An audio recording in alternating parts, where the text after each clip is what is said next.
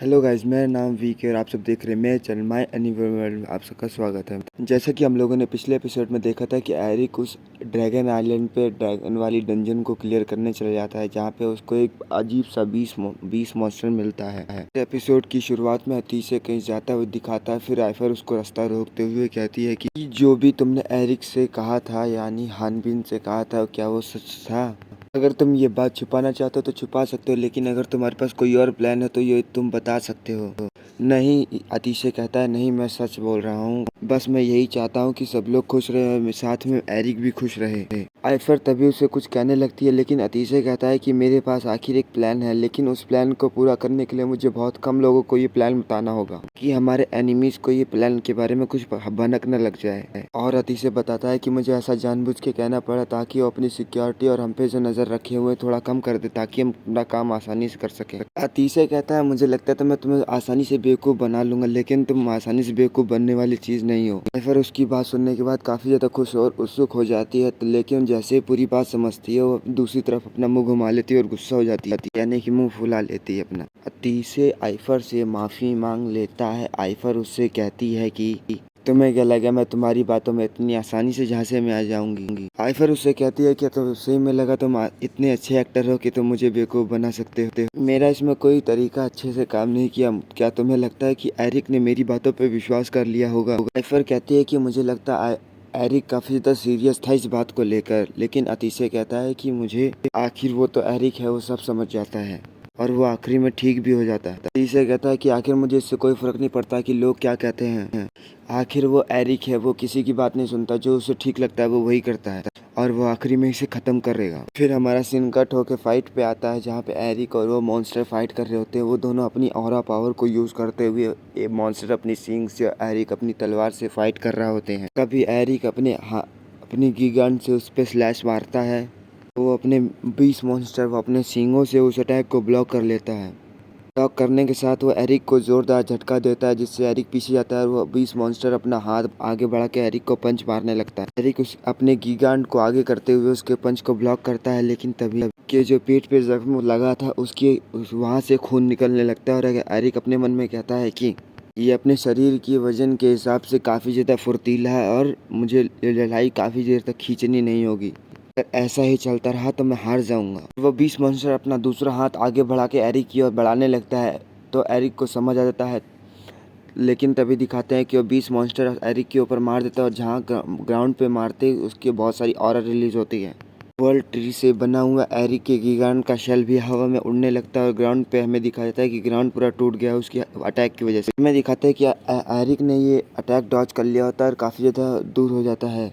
Eric अपनी गिगांट को उठा के स्लैश मारने लगता है और मन में कहता है, मैं काफ़ी ज़्यादा मुश्किल से बचा हूँ और मुझे ये फाइट जल्द से जल्द ख़त्म करनी होगी। और फिर एरिक अपने गिगांट को यूज़ करते हुए कुछ स्लैशेस मारता है और अपने क्रॉस इम्पैक्ट मूव को रेडी करता है। वो 20 मॉन्स्टर थोड़ी देर शांत रहता है, फिर अचानक से वो ज़ोरदार चीख मारता है, जिससे एरिक की स्लैश डिसिपेट हो जाती है, यानी कि गायब हो जाती है। देखकर एरिक भी हैरान होता है और उसकी चीख की वजह से एरिक के गीगान के जो ऑरा पावर रिलीज होती है वो भी खत्म हो जाती है। अभी वो 20 मॉन्स्टर बड़ी स्पीड से एरिक की तरफ दौड़ते हुए आगे बढ़ने लगता है। एरिक वहाँ पे खड़ा ही रह जाता है खाली। एरिक उसके अटैक को किसी तरह डॉज तो करता है और जाके वो 20 मॉन्स्टर दीवार में टकराता है। एरिक उसके अटैक को डॉज तो कर लेता है, लेकिन काफी ज्यादा इंजर्ड हो जाता है, उसके सर से खून निकलने लगता है। वो 20 मॉन्स्टर भी एरिक की तरफ देखता है और हमें दिखाया जाता है कि जो लियोनहार्ड ने साउंड प्रूफ केस बनाया था जिससे कि आवाज बाहर नहीं जा सकती, वो अचानक से क्रैक होने लगता है। लियोनार्ड अपनी थोड़ी पावर को यूज करते हुए उसको फिर से हील करने की कोशिश करता है ताकि नॉइस बाहर न जाए और कोई यहाँ पे ना आए। लियोनार्ड अंदर देखते हुए अपने मन में कहता है कि एरिक के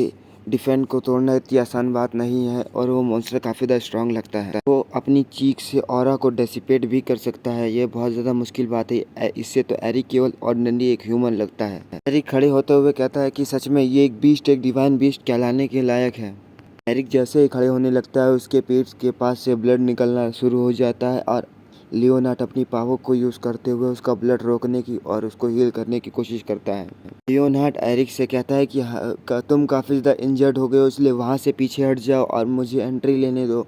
हमने उसकी लड़ाई के पैटर्न के बारे में सोच लिया है। अगर तुम नहीं हरा पा रहे तो हम उसे बाद में हरा लेंगे, वापिस आ जाओ। लेकिन एरिक उसकी बात नहीं सुनता और अपने हाथों से उसके जो क्यूब रहता है उसको तोड़ देता है। एरिक उससे कहता है कि मैंने तुमसे कहा था ना कि तुम्हारा इससे मतलब नहीं है, तुम्हें इस लड़ाई में इंटरफेयर नहीं करना है, बिल्कुल भी नहीं। और वैसे भी मैं अभी थका नहीं हूँ। उसके क्यूब तोड़ने की वजह से लियोनार्ड थोड़ा सा शॉक में होता है। एरिक को तभी उस बीस्ट मॉन्स्टर यानी डिवाइन मॉन्स्टर, आज से मैं इसको डिवाइन मॉन्स्टर कहूँगा, डिवाइन मॉन्स्टर के सामने खड़ा ही होता है। तभी एरिक को उसकी मेमोरी हंट करने लगती है। खड़े रहने की वजह से एरिक का काफी ज्यादा ब्लड नीचे गिर रहा होता है। तभी उससे लियोनार्ड कहता है कि तुम बेवकूफ कहीं के, ये सही टाइम नहीं है शो ऑफ करने का। अभी इस टाइम पे तो नहीं एक डिवाइन बीस्ट के सामने। मेरी बात सुनते क्यों नहीं, वरना तुम मारे जाओगे। एरिक काफी ज्यादा सीरियस होके कहता है कि मैं ही हूँ ये जो कर सकता हूँ और मेरे अलावा इसे कोई नहीं खत्म कर पाएगा। वहीं पे उसको बैरोल्ड की याद आती है। बैरोल्ड ने उसको एक बार बताया था कि तुम नौसिखी हो और तुम्हें इस तरह अपनी पीक के पास नहीं पहुंच पाओगे। आप कह रहे हो कि इंसान अपनी पीक तक पहुंच सकता है, लेकिन मुझे लगता है कि आपको ब्लेसिंग मिली है इसलिए आप अपनी पीक तक पहुंच चुके हो। बैरोल्ड से कहता है कि तुम गलत कह रहे हो, इंसान चाहे तो अपनी पीक तक पहुंच सकता है। और यहीं पे हमारा सीन प्रेजेंट में होता है। तभी वो बीस्ट मॉन्स्टर यानी डिवाइन मॉन्स्टर उसके ऊपर अटैक करने लगता है। एरिक भी अपने गीगांड को सामने करके उसके अटैक को ब्लॉक करने लगता है। तो वो डिवाइन मॉन्स्टर अपनी थोड़ी सी जोर लगाता है और एरिक को पीछे ढकेलने लगता है। एरिक भी उसके अटैक को ब्लॉक कर रहा होता है, लेकिन फिर भी वो उसको काफी ज्यादा पीछे ढकेल रहा होता है। घसीटते पीछे घसीटते घसीटते वो बीस्ट मॉन्स्टर एरिक को एक दीवार में जाके लड़ाता है। फिर हमें दिखाते हैं कि एरिक के पेट में उसके दोनों सींग घुस गए हैं। एरिक उसको जोर से झटक देता है और एरिक के वहां से खून निकलने लगता है। वो बीस्ट मॉन्स्टर उसकी तरफ देख ही रहा था। तभी कुछ उसे महसूस होता है। वो अपनी गर्दन पे दिखाता है, देखता है कि जो वर्ल्ड ट्री की जो शेल है यानी एरिक के गिगान का जो शेल है वो उसकी गर्दन में घुसा होता है। एरिक थोड़ा सा उसका अपने मन में सोचता है कि जो ज्यादा शो ऑफ मारते हैं वो आखिर अपने से कमजोर आदमी से ही मारे जाते हैं। इस मॉन्स्टर जैसे देखता है कि उसके गर्दन से ब्लड निकलने लगता है, काफी ज्यादा हैरान और शॉक में हो जाता है और चिल्लाने लगता है। तभी एरिक अपने गिगांड को उसके शेल में डालते हुए कहता है, आखिरकार मैंने इस डिवाइन मॉन्स्टर को हरा दिया और अब मैं यहाँ पर सरवाइव कर सकता हूँ। ऐसा बोलकर एरिक अपनी गीगांड को चला देता है और उसकी गर्दन धड़ से अलग कर देता है। और यहीं पे हमारा एपिसोड खत्म होता है। आगे के एपिसोड देखने के लिए हमारे चैनल सब्सक्राइब कर दे। वीडियो अच्छी लगी तो लाइक कमेंट शेयर करना ना भूलें। मिलते हैं नेक्स्ट किसी वीडियो में।